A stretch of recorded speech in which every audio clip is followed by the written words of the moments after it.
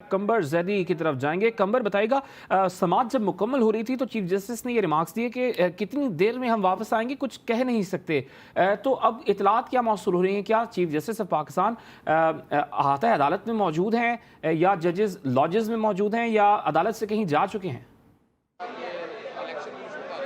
देखिए, अब से 5 मिनट कबल तो वो उठ के गए हैं अदालत से, तो इतनी जल्दी मुमकिन नहीं है कि दोबारा रीअसेंबल हो जाएं। अमूमी तौर पे जो फैसले आते हैं सुप्रीम कोर्ट ऑफ पाकिस्तान से, उसमें देखने को ये आता है कि तकरीबन घंटे से 2 घंटे लग जाते हैं। 2 घंटों का गैप होता है और उसके बाद फिर असेंबल होके शॉर्ट ऑर्डर सुनाया जाता है। अभी इसके बाद जो फौरी तौर पर चीफ जस्टिस अपने मुअज़्ज़ज़ जज साहिबान से फैसला करके शॉर्ट ऑर्डर लिखवाएंगे और उसकी तफसीली जजमेंट जो बाद में आता है, same order of the day जो होता है वो सुना दिया जाता है, लेकिन तफसीली फैसला जिसमें वजूहात होती हैं वो बाद में पब्लिश किया जाता है। तो लिहाजा अगर देखा जाए अमूमी तौर पे इतनी लंबी समाअत के बाद एक तासुर भी डेवलप हो जाता है, और उस तासुर को देखे तो तमाम जज इस बात पे मुत्तफिक है कि 5 रुकनी बेंच ये कहते हैं कि 90 दिन के अंदर इंतखाबात होने हैं। बार बार एक ही क्वेश्चन जो कि मुख्तलिफ वकला से किया गया, वो ये किया गया कि आर्टिकल 224 आपको कहता है कि विद इन 90 डेज आपने इलेक्शन कराने हैं, क्या आप इसकी खिलाफ वर्जी कर सकते हैं? इवन अटॉर्नी जनरल जो कि विफाक को रिप्रेजेंट करते हैं, हुकूमत को रिप्रेजेंट करते हैं, उन्होंने भी इसका यही जवाब दिया कि आर्टिकल 224 के तहत हम बाउंड है कि 90 दिन में इंतखाबात कराने हैं।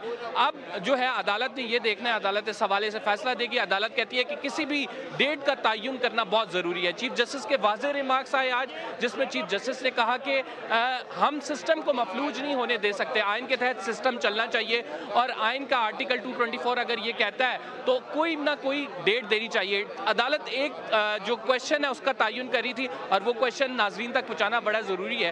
वो क्वेश्चन ये था कि किसने इलेक्शन की डेट देनी है और वो कब देनी है। इसमें जो मुख्तलिफ वकला थे उनकी मुख्तलिफ राय थी, जैसे कि मुस्लिम लीग नून के वकील, पीपल्स पार्टी के वकील, फिर PTI के वकील अली जफर साहब, कुछ की ये राय थी कि ये जो डेट है वो गवर्नर ने अनाउंस करनी है, और आइनी तौर पे गवर्नर इस बात का पाबंद है कि वो इस डेट को अनाउंस करे, जबकि कुछ वकला की ये राय थी कि ये इलेक्शन कमीशन ने अनाउंस करनी है। अब election commission in consultation with, अगर हुकूमत के साथ कंसल्टेशन के बाद अनाउंस करता है तो वो आइन के तहत बिल्कुल वैलिड है, लेकिन अगर सदर मुमलिकत के ऑर्डर्स को देखा जाए जिसमें 9 अप्रैल की बात की गई है, उसमें 2 चीज़ें फिर सामने आई कि 74 दिन के अंदर, 54 डेज के अंदर इलेक्शन कमीशन ने अपना ये काम मुकम्मल करना होता है, लेकिन 9 अप्रैल तक 54 डेज में ये काम नहीं हो सकता। तो लिहाजा अदालत के सामने ये बात आई कि 25 अप्रैल या 2 मई तक की अगर तारीख रख दी जाए तो उसमें ये काम मुकम्मल हो सकता है, और अगर आज ऑर्डर्स के बाद डेट अनाउंस की जाए तो इसका मतलब ये है कि ऑलरेडी 90 डेज से एक्सटेंड करती हुई बात नजर आ रही है। लेकिन फिर अदालत इसी नुक्ते पे आ गई कि आप कोई भी तारीख लाजमी दें, और उसके बाद फिर हम उसकी निटी ग्रिटीज देखेंगे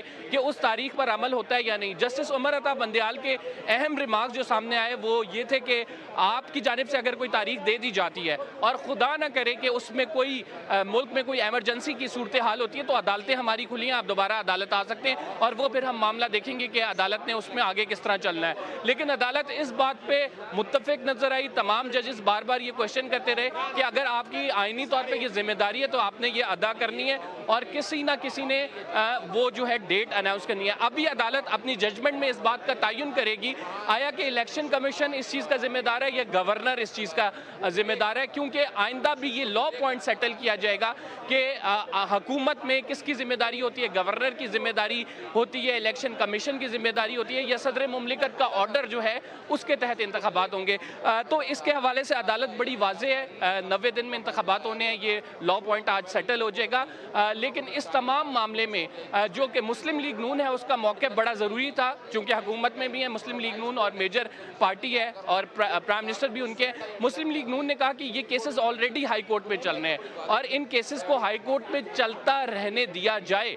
अगर ये केसेस हाई कोर्ट में चलते रहे उनका फैसला होना चाहिए। पीपल्स पार्टी ने मौक़िफ़ इख्तियार किया कि कोर्ट को पॉलिटिकल मामलात में इंटरवीन नहीं करना चाहिए, और पॉलिटिकल कंट्रोवर्सी में जब भी कोर्ट आई है तो अदालतें गंदी हुई हैं। तो इस हवाले से चीफ जस्टिस ने बड़े इंपॉर्टेंट रिमार्क्स दिए। चीफ जस्टिस ने कहा कि देखें, हमारे सामने आइन है और हमने इस निज़ाम को मफलूज नहीं होने देना, आइन के तहत ये निज़ाम चलता जाएगा और हम इसी निज़ाम में रहते हैं, और उन्होंने फिर ये कहा कि आइन के तहत जो है वो इंतखाबात की तारीख देना ज़रूरी है और हम लॉ पॉइंट को देख रहे हैं, हम किसी पॉलिटिकल कंट्रोवर्सी में नहीं पड़ रहे। इस मौके पर चीफ जस्टिस ने आज खुद नोटिस का भी जिक्र किया और चीफ जस्टिस ने कहा कि आप देख लें मेरे टेन्योर में टोटल 3 अस्खुद नोटिस हुए हैं और इस साल का ये पहला अस्खुद नोटिस है। और अगर आप पूछते हैं कि यह अस्खुद नोटिस क्यों लिया गया, तो आइन ने हमारे दरवाजे पर दस्तक दी है, इस वजह से यह अस्खुद नोटिस लिया गया। समात बड़ी तवील हुई, सुबह 9:30 बजे शुरू होने वाली समात तकरीबन 5:30 बजे कंक्लूड हुई, जिसमें 2 ब्रेक्स हुए। पॉलिटिकल पार्टी को मुशावरत का वक्त दिया गया कि आप आपस में ये बैठ के मामला सॉल्व कर लें, लेकिन अनफॉर्चुनेटली हुकूमत की जानिब से, PDM की जानिब से कोई कंक्रीट डेट सामने नहीं आई।